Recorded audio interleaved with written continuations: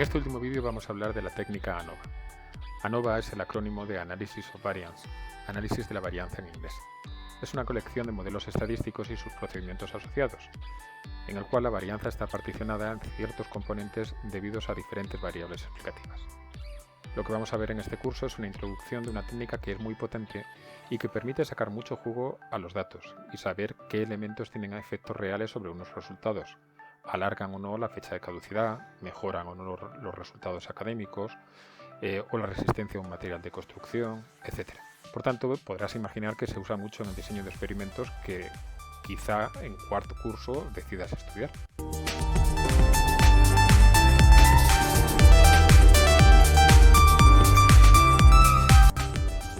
Si recuerdas cosas que ya hemos visto, uno de los objetivos que nos proponíamos al comienzo de la asignatura era ver la influencia de una variable sobre otra. Si ambas variables eran continuas, podemos usar la técnica de regresión que quizá vieras incluso en secundaria y que por supuesto has visto en esta asignatura, tanto en las clases de teoría como en la primera sesión de prácticas con R que tuvimos. Por cierto, te recuerdo que ahí, en esa sesión, nos dejamos un talón de Aquiles descubierto, unos cabos sueltos, pues no habíamos comprobado si se cumplían los requisitos sobre los residuos que debe cumplir el modelo de regresión. Y si no podemos garantizar las hipótesis del modelo, por supuesto, no podremos garantizar las conclusiones del mismo. A lo largo de este vídeo taparemos ese agujero que quedó ahí pendiente. Pero si volvemos a lo que nos ocupa, si en lugar de ver la influencia de una variable continua sobre otra, como la estatura sobre el peso, o el peso de un coche en su consumo de combustible, la variable explicatoria fuera una variable categórica, por ejemplo, el instituto de procedencia sobre los resultados de acceso a la universidad, o la marca de neumáticos usada en el rendimiento de una moto, entonces usaríamos el test de Student, el t-test, siempre y cuando los datos fueran normales, que vimos en el pasado vídeo 3.1. Las técnicas iniciales del análisis de la varianza fueron desarrollados por el estadístico y genetista Sir Ronald Fisher en los años 20 y 30 del siglo pasado. A veces oirás hablar de esta técnica como la ANOVA de Fisher o el análisis de la varianza de Fisher, debido al uso de la distribución f de Fisher como parte del contraste de hipótesis. También se habla de la ANOVA como una técnica de análisis factorial. Pues bien, la idea de la ANOVA es generalizar el t-test. En el t-test tenemos una variable categórica, en este contexto se le denomina factor, en nuestro ejemplo original sería la marca de los neumáticos, con varios posibles valores. En este contexto a esos valores se les denomina niveles.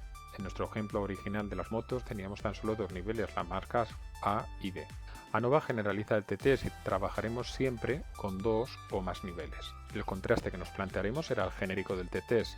La hipótesis nula, H0, todas las medias poblacionales son iguales, frente a la hipótesis alternativa, H1, al menos una de ellas es diferente a las demás. Fíjate que tanto si comparas los datos con el dotplot como con el gráfico que tienes a la derecha que nos muestra los datos de las tres muestras, de las tres marcas de neumáticos que compararíamos en esta nueva situación, necesitas comparar no solo los valores centrales de los datos, sino también los dispersos que están. Cambiemos de las dos ruedas a las cuatro. Imaginemos que para la próxima temporada de automovilismo, un equipo de Fórmula 1, digamos McLaren, se está planteando qué motor se ajusta mejor a su chasis y está probando el rendimiento. Esta sería nuestra variable factor, con cuatro marcas candidatas. Ferrari, Honda, Renault, Mercedes. Estos serían nuestros niveles, levels. Llamémoslos T1, T2, T3 y T4. En nuestro caso, la variable rendimiento, como engloba multitud de cosas, el ingeniero jefe tras la prueba del coche asigna un resultado al rendimiento. 1, 2, 3, 4 o 5. En la tabla de arriba a la derecha puedes apreciar los resultados obtenidos del rendimiento que hemos obtenido con las 6 pruebas que hemos realizado con cada una de esas 4 motorizaciones. Evidentemente existen multitud de otros posibles factores que pueden influir en el rendimiento, las condiciones meteorológicas con las que se hicieron las pruebas, el equipo de mecánicos que preparó el coche, el piloto que conducía, si la prueba fue la primera o la última de una tanda. Por eso, como ya te decía en otro de los vídeos, debemos procurar que el azar sea un aliado y realizar las pruebas de manera aleatorizada y no por comodidad, probando todos los coches con un mismo tipo de motorización de una tirada u otra cosa parecida que influiría en los datos. En esta diapositiva te muestro el itinerario que vamos a seguir en nuestro viaje. Antes que nada, nuestra etapa 0 será traer los datos a R. Después haremos un sencillo análisis descriptivo de los datos con gráficos y algún estadístico, pero que ya verás cómo nos dará una ubicación clara de la situación y pistas sobre lo que esperamos encontrar. Seguiremos definiendo el modelo. Obtendremos la tabla de ANOVA realizando el test. A eso seguirá el análisis de residuos, pues habrá que comprobar las asunciones básicas que hacía el modelo, tanto aquí como el modelo de regresión de la práctica 1.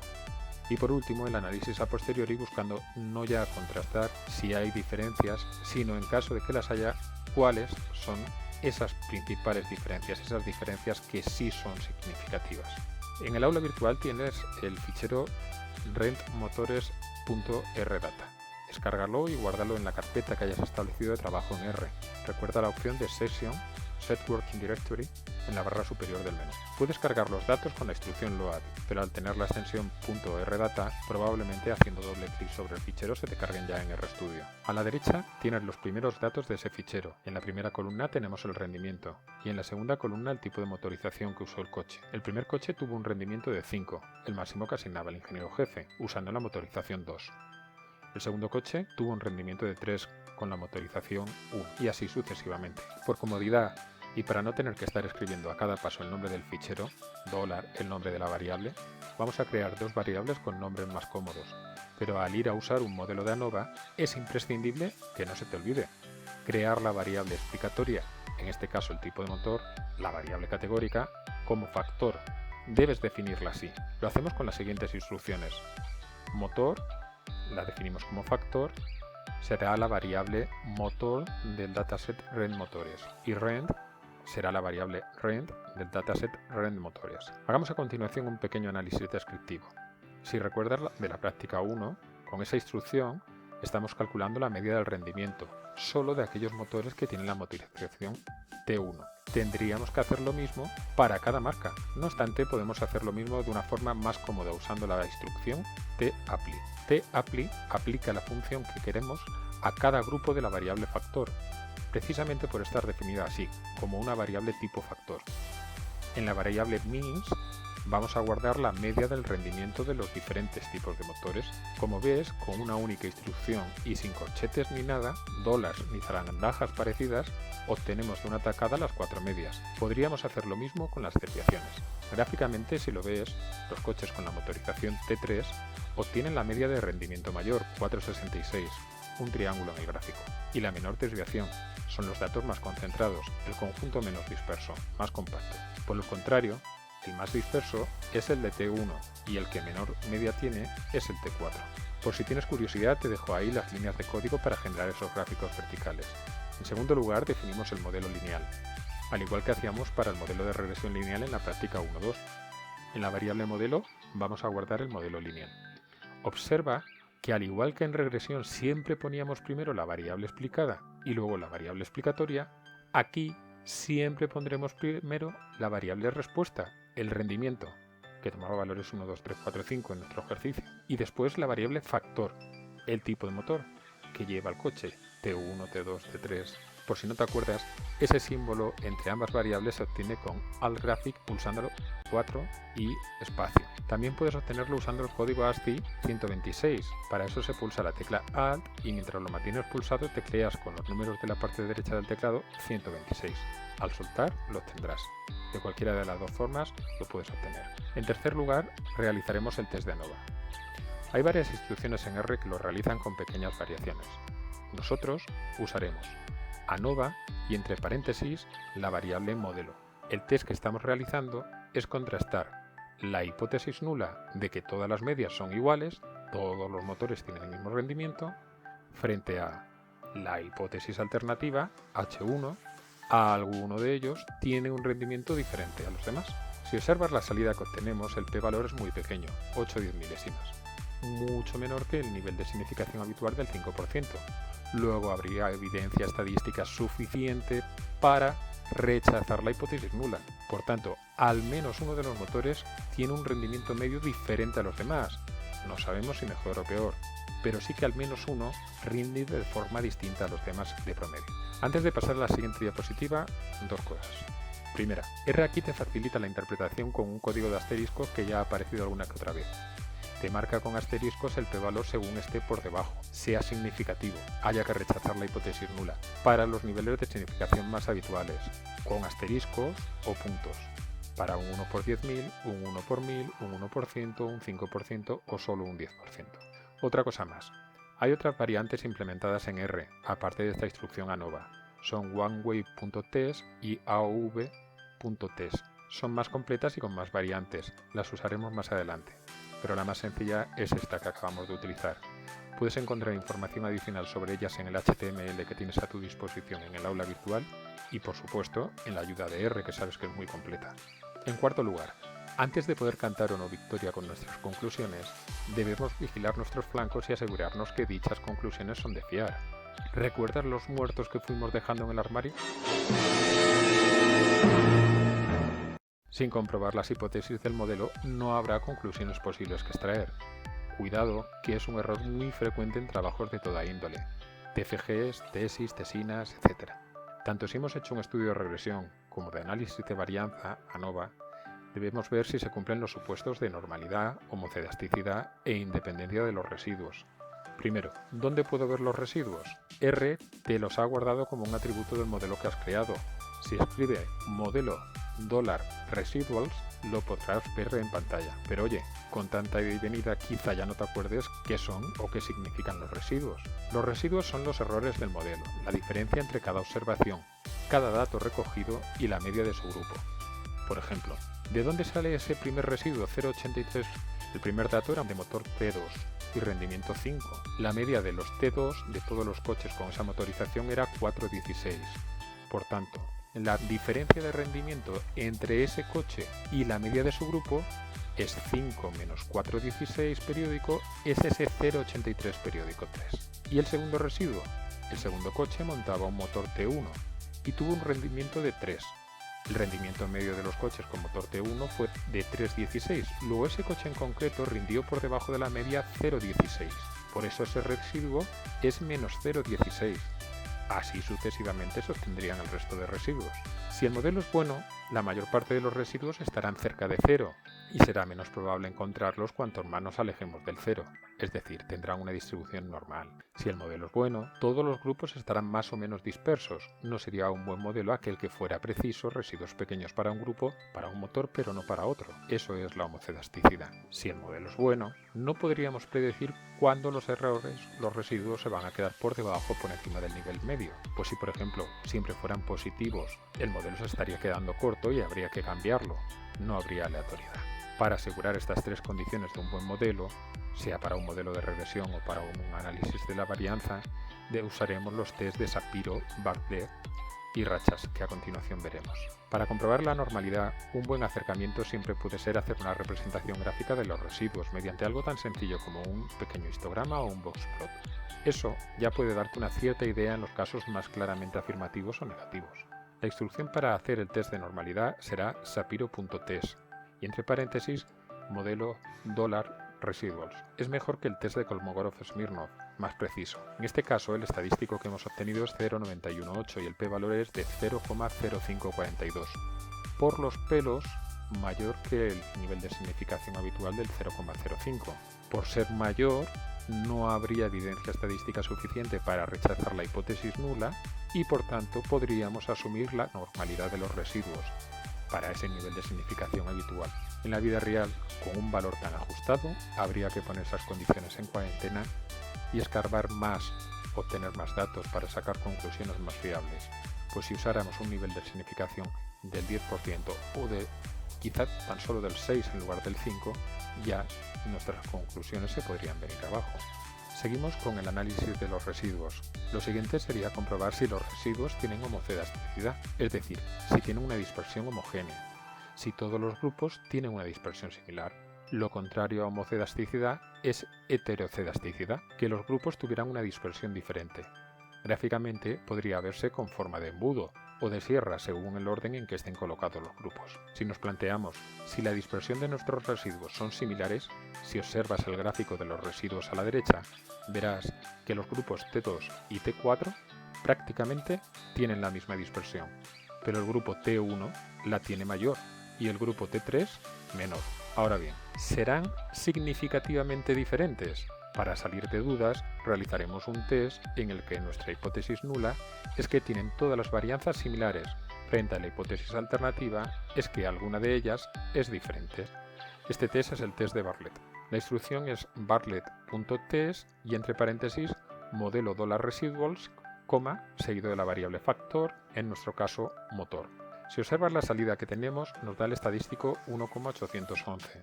Los grados de libertad, 3, porque la variable motor, la variable factor, tiene 4 valores. Y el p-valor que hemos obtenido es 0,6125. Así pues, para nuestro nivel de significación habitual del 5%, no habría evidencia estadística suficiente para rechazar la hipótesis nula, y así pues podríamos asumir sin problema que los residuos son homocedásticos, que la dispersión de los residuos es homogénea. Si hubiéramos tenido mala suerte y nos hubiera salido que no podemos asumir la homocedasticidad, en lugar de usar la instrucción ANOVA, una de las otras opciones que nos proporciona R sería utilizar oneway.test. Nos permite realizar ANOVA, pero distinguiendo si las varianzas son iguales o no entre los grupos. Para comprobar el tercer y último supuesto, la independencia de los residuos, deberemos instalar y cargar la librería T-Series. Recuerda que se hace en la parte inferior derecha de RStudio. Es un nuevo paquete. La primera vez que vayas a usarlo en el ordenador deberás instalarlo y cargarlo. Después no necesitarás instalarlo, pero quizá sí cargarlo cada vez que vayas a utilizarlo. En el test de rachas comparamos como factor los residuos del modelo frente a la mediana de los residuos. Ejecutando la instrucción que tienes en pantalla, obtenemos el estadístico y el p-valor, que para el nivel de significación habitual nos permite asumir la aleatoriedad, la independencia de los residuos. En resumen, hemos pasado el test de Shapiro-Wilkinson, de Bartlett y de rachas que nos permiten asumir respectivamente la normalidad, esta por los pelillos, la homocedasticidad y la independencia de los residuos, lo que nos permitirá, si recuerdas lo obtenido de la ANOVA, asegurar con un nivel de significación del 5% que alguno de los motores tiene un rendimiento medio diferente que los demás. Y podremos asegurarlo con un nivel de confianza del 95%, dado el nivel de significación con el que hemos estado trabajando. Lo siguiente que se le vendría a cualquiera a la cabeza es, perfecto, hay al menos un motor que rinde diferente a los demás. ¿Pero cuál? ¿Y rinde por debajo o por encima que los demás? Con solo 4 motores, como en nuestro ejemplo, hay multitud de posibles diferencias. Si las piensas, podrían ser que el motor 1 rindiera diferente que el 2, o que el 3, o que el 4, o que el 2 rindiera diferente que el motor 3, o que el motor 4, o que el motor 3 rindiera diferente que el motor 4. ¿Cuál de todas ellas será? ¿Habrá solo una diferencia significativa? ¿Habrá más de una? Para identificarlas, usaremos el método de Tukey. R nos permite además una visualización gráfica muy intuitiva. La instrucción en R es plot, paréntesis, Tukey HSD, paréntesis, AOV, ya te dije que lo íbamos a usar. Es un método ANOVA similar al utilizado por nosotros. AOV decía, y entre paréntesis la variable modelo, coma, y entre comillas la variable factor. En nuestro caso sería la variable motor. Después bastaría con cerrar los paréntesis y las comillas. Si observas el gráfico obtenido, R te muestra las gráficas antes mencionadas. El segmento superior es el intervalo de confianza para la diferencia entre el rendimiento medio de los motores T2 y T1. Como incluye el 0, significa que no hay una diferencia significativa en el rendimiento medio de ambos motores. Así pues, lo que habría que es que identificar cuáles de dichos segmentos no incluyen al 0. Si te das cuenta, eso pasa en el segundo segmento, en el quinto y en el sexto. Si aparte del gráfico pedimos a R que nos dé los valores de dichos intervalos de confianza con la instrucción que observas en pantalla, verás que obtenemos también los correspondientes p-valores de todos y cada uno de dichos intervalos de confianza. Observa que estamos haciendo todos los contrastes con una única instrucción. Si te das cuenta, el intervalo que da el menor p-valor sería el que marca la diferencia en el rendimiento medio entre los motores T4 y T3, el más significativo. En el gráfico es el segmento más alejado del 0. Te lo indico en azul. El segundo p-valor, más pequeño, es el de la diferencia entre el rendimiento promedio de los motores T4 y T2. En el gráfico es el segundo segmento más alejado del 0, te lo indico en lila. El tercer intervalo de confianza con un p-valor inferior al alfa habitual, pero el mayor de los que quedan por debajo del 5%, te lo señalo en naranja en el gráfico, es el segmento más cercano al 0 pero que aún no llega a tocarlo. Si en lugar de trabajar con un nivel de significación del 5% hubiéramos querido trabajar con otro diferente, tan solo tendríamos que haber cambiado el confidence level de manera apropiada en la instrucción ejecutada. Por cierto, este orden, los correspondientes p-valores y en la cercanía de sus correspondientes intervalos de confianza al 0, también tiene su correspondencia en el gráfico que inicialmente veíamos del rendimiento para cada uno de los 6 coches que montaban cada uno de los 4 motores. ¿Lo recuerdas? Los triángulos marcaban el rendimiento medio de cada tipo de motor. En este gráfico te he marcado en azul la diferencia en el rendimiento promedio de los coches que llevaban una motorización T4 y los que llevaban la motorización T3, que como observarás es la mayor de todas cuantas puedas hacer y por tanto debería haber sido nuestro principal sospechoso en nuestra investigación en busca de quién rompe la igualdad entre rendimientos.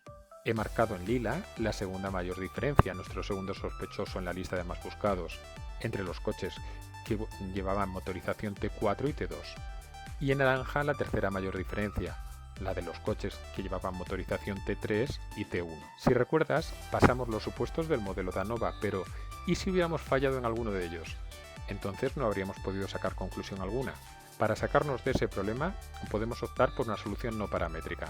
A diferencia de la ANOVA, que asume una distribución conocida, el test de Kruskal-Wallis no asume distribución alguna. A veces incluso, aunque no falle ninguno de los supuestos del modelo, también se usa este enfoque no paramétrico como un análisis complementario para ver con mayor rigor, con mayor solidez, si las conclusiones se sostienen, si el culpable, mirando la investigación desde otro punto de vista, sigue siendo el mismo.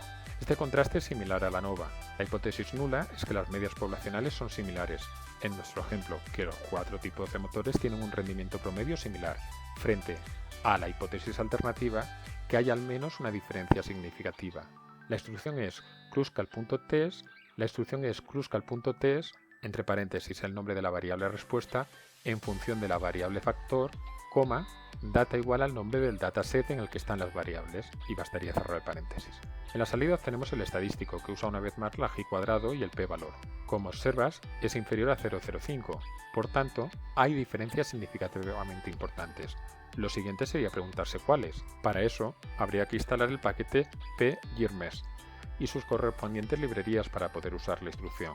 Kruskal, mc, entre paréntesis la variable respuesta en función de la variable factor. La salida que obtenemos es una tabla, con todas las posibles diferencias entre los diferentes niveles del factor, con el valor del estadístico observado y el correspondiente valor de la g² que marca la frontera entre la zona de aceptación y la zona de rechazo del test. Como ves, el estadístico supera la zona de aceptación y entra en la zona de rechazo. De igualdad de medias, la diferencia es significativo para la diferencia de rendimiento entre los motores T3 y T4, te lo indico en azul, la mayor de las posibles diferencias, como recordarás. También para la diferencia entre T2 y T4 también la supera, pero se queda más cerca de la frontera. Era la segunda mayor diferencia. Y ahora, en esta ocasión, la diferencia entre el rendimiento promedio de las motorizaciones T1 y T3 no supera, no entra en la zona de rechazo y no se da como diferencia significativa el rendimiento entre T1 y T3, la tercera mayor diferencia observada en promedio entre las pruebas hechas. Para terminar, como siempre, te ofrecemos un resumen de lo visto en esta práctica 3.3, recordándote que los test de Shapiro, Bartlett y de rachas también te serán útiles para comprobar los supuestos del modelo de regresión. Con este hemos terminado este ciclo de práctica y confío en que estos vídeos te hayan sido útiles para completar tu aprendizaje. No dudes en contactar conmigo para cualquier sugerencia, cuestión o duda en raul.revilla@uclm.es o a través del foro referente a prácticas IR disponible en el aula virtual. Un saludo. En el test de rachas comparamos como factor los residuos del modelo frente a la mediana de los residuos. Ejecutando la instrucción que tienes en pantalla, obtenemos el